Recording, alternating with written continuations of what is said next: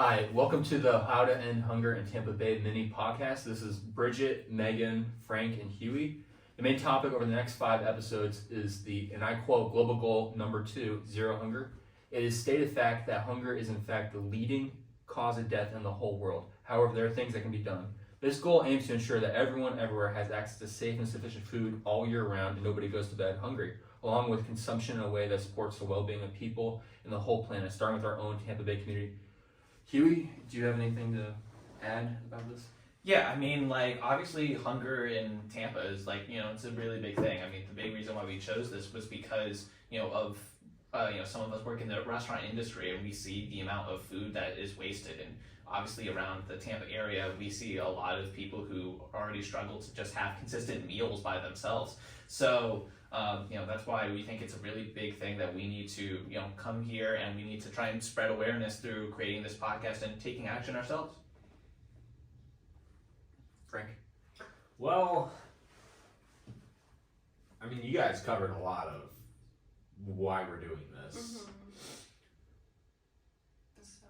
Well, I think not enough awareness and media coverage about this is being said within the campus community, and I think this is a great way to get started at USF.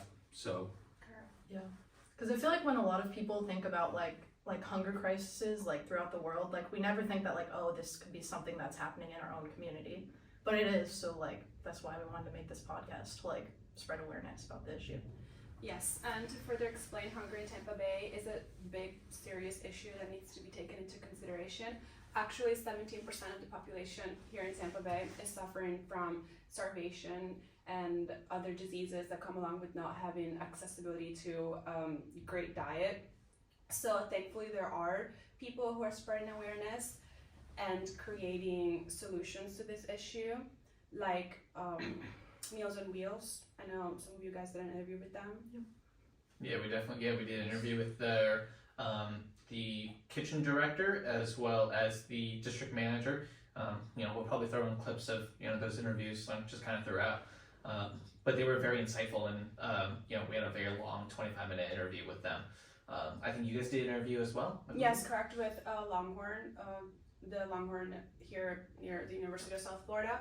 We interviewed the kitchen manager. His name's Marco, and he was really amazing. He gave us a lot of good insights and a good amount of information when it comes to the amount of food that's been saved and not thrown away, around 100 to 200 pounds of food every week. Yeah, I think it's interesting because we both interviewed very different organizations. Ours was a nonprofit versus yours is a for-profit restaurant. So it's interesting seeing the different information we got out of both of the interviews. Yeah. They were very helpful, and for different reasons too.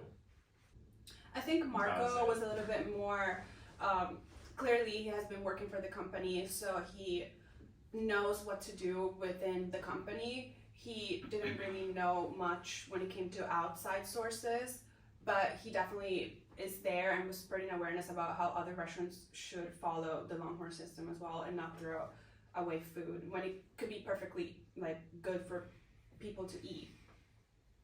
Yeah, I believe in our interview I think it was the kitchen director or Chris Badger. Yeah, he said he'd been working at Meals on Wheels for a year, but before that he was working for a for-profit organization, and I think it was him who said it. It was pretty insightful that if for-profit organizations have a lot of food waste, they're just not going to be successful because you're wasting money too at the end of the day. The ones who do have a lot of food waste are the ones that are not going to be in business very long. They're not going to make it. Nope. So I think it's very telling that Longhorn is a very successful organization. It's all throughout the U.S. So they're successful because they don't have a whole lot of food waste. For sure. Yeah. Right, and if by the end of this podcast mini-series, which will be 5 episodes, if only a couple people become more aware and maybe do something about it, we see this as a win. So really glad to get going on this and see the next episode.